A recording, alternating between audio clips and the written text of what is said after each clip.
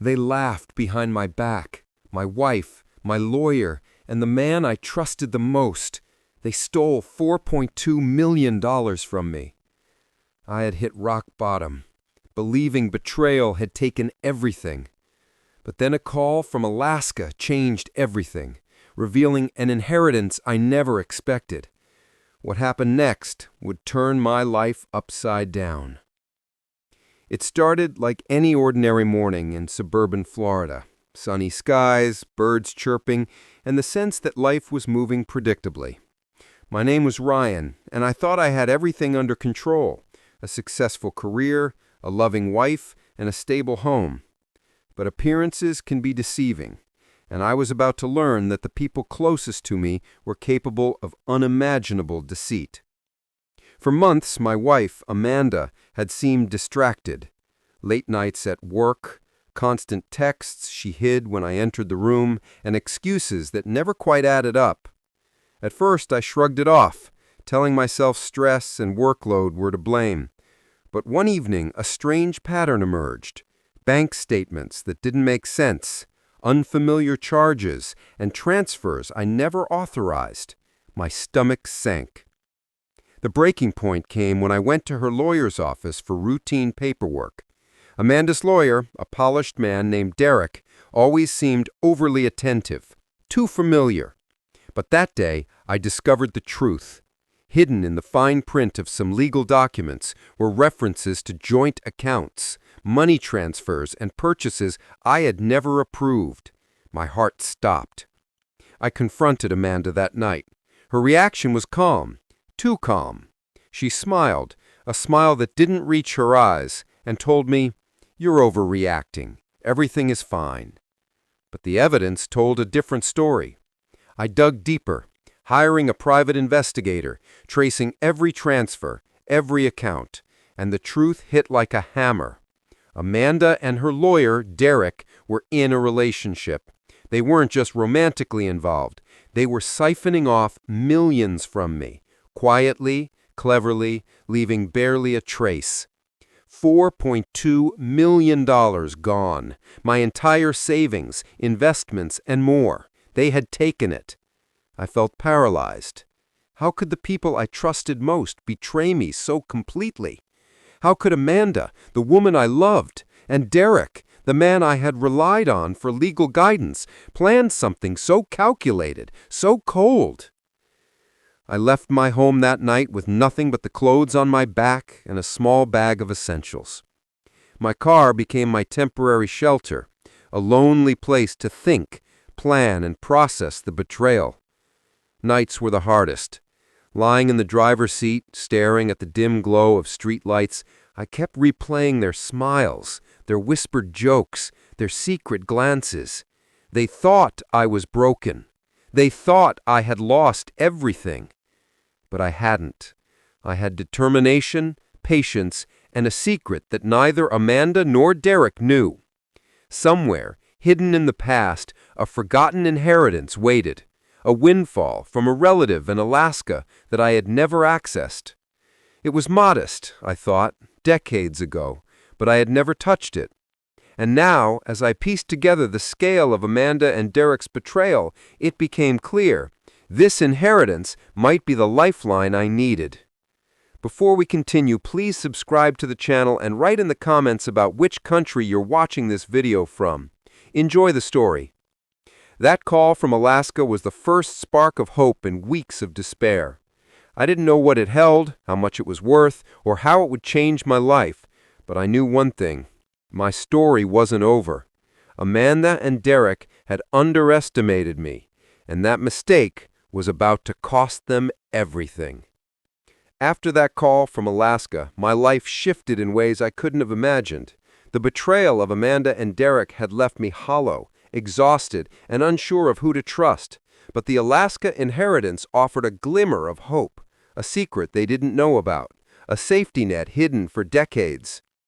I started my days parked in quiet corners, my car doubling as an office and a safe place to plan. I needed information. Every move Amanda and Derek made had to be documented. I watched from a distance as they carried on their lives, flaunting my stolen money, believing I had no knowledge, no power, and no chance of retaliation. And yet, I had something they didn't: patience and perspective. I began piecing together their patterns: weekly meetings at secluded cafes, late-night trips to banks, and subtle hints in conversations that revealed more than they intended. Derek had always been careful, but arrogance made people careless. Amanda laughed in ways that exposed her overconfidence, and each detail I observed became a building block in my plan.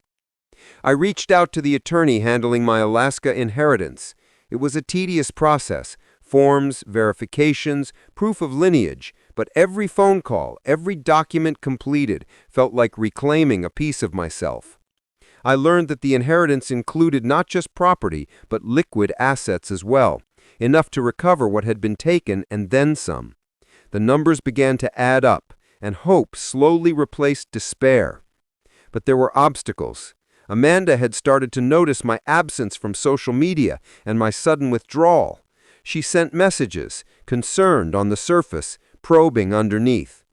Derek, always suspicious, began asking questions about my finances, my movements, and even my friends. They were trying to see if I knew anything. The pressure mounted, and I had to stay careful. Every step I took had to be invisible to them.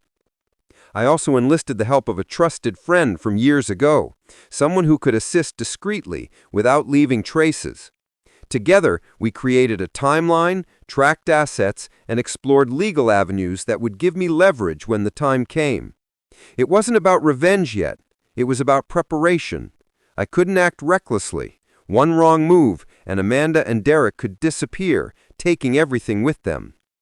At night, I returned to my car, staring at the dashboard light, my mind racing. I imagined the moment when they would realize that the man they thought powerless was quietly building an unstoppable position. Their confidence, their arrogance would be their undoing. I felt the shift inside me, from fear to determination, from despair to focus. And then came a subtle breakthrough. While reviewing documents related to the Alaska assets, I discovered a clause that allowed me early access under specific circumstances. It was a small window, but it was enough. Enough to reclaim a portion of the inheritance and use it to confront their theft. The reality hit me. This wasn't just about money anymore. It was about justice, pride, and proving that betrayal has consequences. Amanda and Derek had laughed at my suffering, assumed I would vanish into obscurity, but they had no idea that I was quietly building a comeback that would leave them exposed, powerless, and regretful. The stage was set. I had patience, strategy, and a secret weapon hidden in Alaska. All I needed now was the perfect moment to strike, and I knew it would come sooner than they expected. At the same time, I had to be careful not to reveal my progress. Amanda and Derek were already suspicious. Derek had asked probing questions about my finances, while Amanda sent messages that felt innocent but were clearly attempts to gauge my knowledge. I maintained calm, never giving them a hint that I had discovered their secret or that I was preparing to reclaim my fortune. Patience was my ally, and they had no idea how long I could wait. Then came the first opportunity. Amanda and Derek hosted a private gathering at their penthouse, showing off the stolen money with pride. The luxury, the arrogance, it was the perfect moment. I didn't rush in, didn't make a scene. Instead, I activated the first step of my strategy: quiet exposure. Using the evidence I had collected, I discreetly shared key details with trusted contacts and allies, creating a ripple of awareness among people in their circle. Whispers began to spread: questions, doubts, curiosity. Their carefully constructed facade of success and untouchability started to show cracks. Every smug smile and laugh they had enjoyed at my expense now teetered on the edge of suspicion. While the social maneuvering unfolded, I also took practical steps. Small strategic transfers of the Alaska inheritance were arranged to secure my position financially. The money itself became a tool, a resource that gave me leverage without revealing my hand. I wasn't acting out of revenge yet. I was establishing the foundation for a full reclamation. The thrill of being back in control energized me, but it was tempered with caution. Amanda and Derek were clever, and a single misstep could undo all my efforts. I reminded myself that the ultimate goal wasn't humiliation. It was justice, restoration, and ensuring they never underestimated me again. That night, I returned to my temporary home in the car, reviewing every step of the day. I imagined their faces as rumors reached them, their panic as the first waves of awareness hit their inner circle. Their confidence, once so unshakable, was beginning to falter.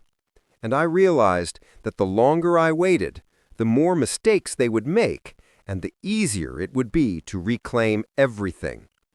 The first moves had been made, but the story was far from over. Amanda and Derek had underestimated the quiet, patient force of someone who had been pushed to the edge, and now every step they took brought them closer to the reckoning they didn't see coming.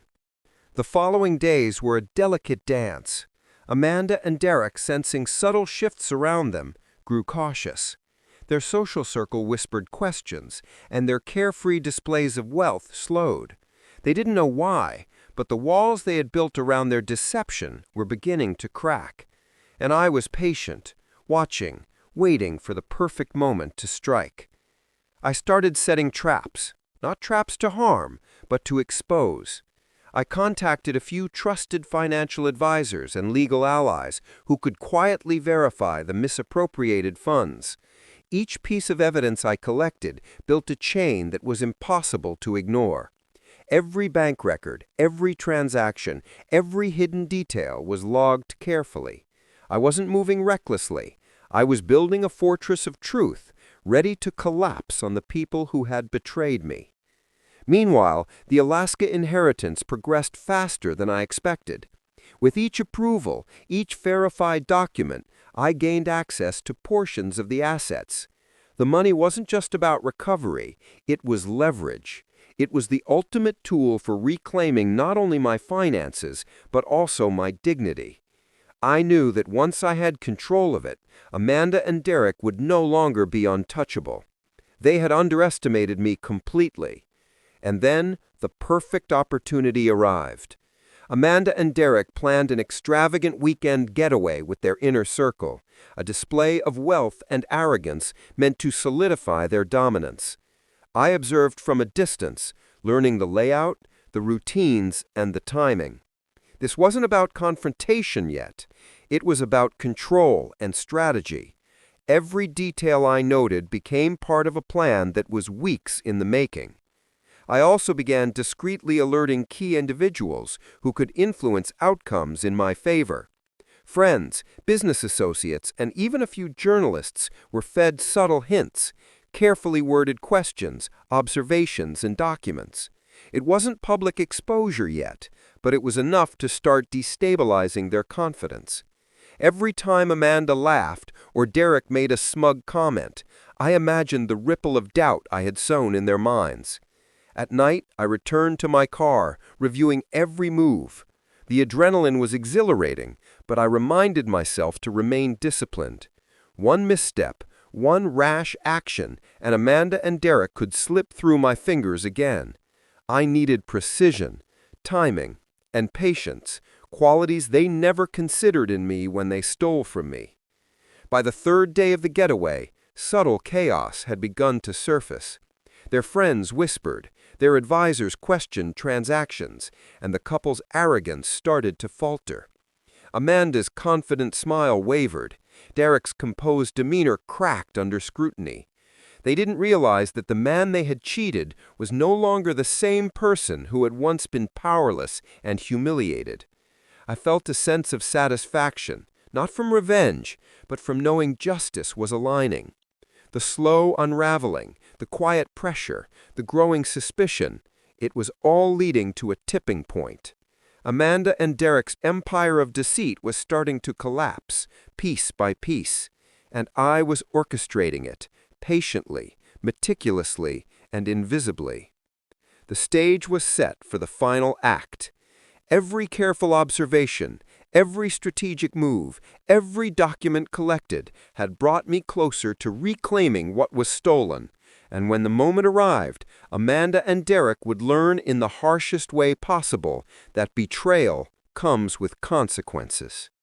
This wasn't just about money anymore. It was about justice, about proving that someone underestimated can rise quietly, patiently, and strike when the time is right. And that time, I knew, was coming soon. The day of reckoning arrived quietly, but its impact was seismic. Amanda and Derek were hosting another display of wealth, an upscale charity gala meant to showcase their success and flaunt the money they had stolen. They were confident, arrogant, and completely unaware that the entire narrative of their lives was about to shift. I didn't storm in or confront them directly. That wasn't necessary. I had patience, planning, and the Alaska inheritance working as my ultimate leverage. Through carefully orchestrated moves, the evidence of their theft had been quietly shared with key people, financial experts, legal advisors, and a few trusted witnesses who had influence over their circle. The whispers had grown into murmurs of suspicion, and now, at the gala, those murmurs erupted into visible scrutiny. Amanda's smile faltered almost immediately. Derek's confident posture stiffened as obliging glances and hushed conversations circled around them. Guests who had once admired their lifestyle now exchanged questioning looks, quietly analyzing details they had never noticed before. Every laugh they had shared at my expense, every moment of arrogant display was coming back to haunt them. I had also arranged for my attorney to send verified legal notices, showing that the stolen funds were being traced and that the Alaska inheritance was fully secured under my name. Their assets were no longer untouchable, and the law was quietly but undeniably aligned with me. Amanda and Derek could feel the walls closing in, and their panic was almost palpable. By the end of the evening, the culmination of weeks of observation, planning, and patience had reached its peak. Amanda's attempts to maintain control failed, and Derek's usually sharp responses faltered under mounting scrutiny. Their social empire had collapsed without a single confrontation, without a single shouted accusation. The quiet, invisible pressure I had built over weeks had done its work. Finally, I revealed my secret publicly, not in a show of revenge, but in a simple, undeniable statement. The Alaska inheritance had been verified, secured, and legally untouchable.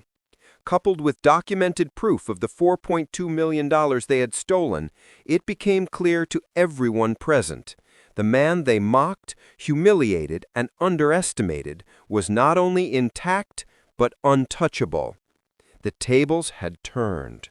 Amanda's eyes widened in disbelief. Derek's smirk vanished, replaced by the realization of their total miscalculation. Their arrogance, their betrayal, had met the quiet, patient force of someone they assumed powerless. And now the consequences were visible to all, socially, legally, and morally. I returned to my life with a sense of calm triumph. The Alaska inheritance wasn't just a lifeline, it was justice, strategy, and proof that patience and intelligence can turn even the most dire situations around. Amanda and Derek faded from my world, their deceit exposed, their power dismantled, quietly but completely. Sitting quietly, reflecting on everything, I realized something important. Betrayal can break you, but it cannot touch the patience, the planning, and the resilience that quietly grows in its absence. I hadn't sought revenge for the sake of malice. I sought justice, restoration, and the proof that underestimating someone desperate enough to act wisely is the gravest mistake of all. From broken and deceived to victorious and secure, I had reclaimed not just my finances, but my dignity, my pride, and my future. Amanda and Derek's laughter at my expense was gone, replaced by silence and regret. And as I looked ahead, I knew one thing: the man they tried to destroy had risen stronger, smarter, and unstoppable.